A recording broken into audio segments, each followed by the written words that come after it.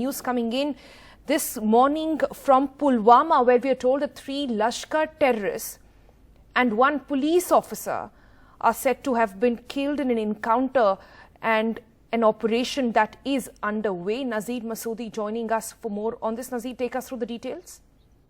Well, so in the last night, operation was launched based on a specific information by the army, police and CRPF, and 3 militants have been killed in this encounter, and police say they are Lashkar militants. 1 army soldier, not police officer, 1 army soldier has been killed in this encounter as well. Army spokesman Rajesh Kalia has confirmed that the 1 soldier who was critically injured has also died, and 3 militants have been killed. 1 AK rifle, 2 pistols have been, recovered from the site of encounter. This was second encounter since yesterday afternoon.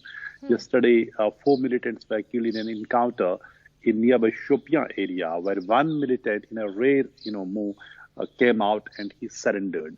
That is very rare in Kashmir, because during the gun battle, somebody comes out and surrender, and security forces have accepted it. Forces have not so far, police have not revealed the identity of the militant who has surrendered, but it's a rarest of rare move in the valley. So we see, anti-militancy operations have been intensified. So since yesterday, 7 militants have been killed by the security forces in 2 separate encounters in Kashmir. And Nazir, is it still going on? Is the encounter still underway? Well, operation is underway. Gun battle has stopped, but because security force doesn't want to take any chances whenever they launch operation, there's a lot of explosives being used. Firing is taking place. Then they do the mopping up operation. They clear the area, and only then the locals are being allowed to get into that area. And also they take the bodies to undisclosed location, because they don't hand over the bodies of militants, even if they are locals, to their families. Particularly, police are invoking the COVID protocol and saying they can't be, handed over to the families, so they bury them in, undisclosed places. So that's the protocol post-COVID situation in the valley. So this operation is underway. 3 militants have been killed. 1 army soldier has also been killed in the operation. Right.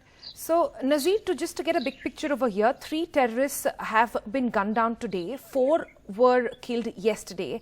Is there a connection between the two? Also, yesterday's surrender by one of the terrorists said to be quite a story there.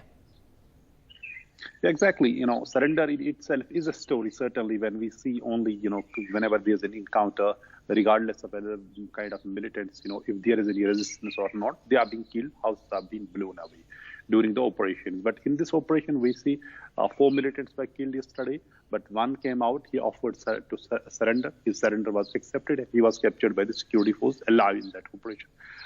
These 2 encounters, not necessarily they are connected, but the security force have been launched relentless operations. Not a single day goes when there's not any operation by the security forces. So they get specific information. Important thing is they get specific and actionable intelligence, and they launch the operation and they get militants. Yesterday they received information 5 militants were hiding in a place. They killed 4, captured 1 after his surrender. Today, last night, they received information that 3 militants are hiding in Zadura village in Pulwama district. They launched the operation.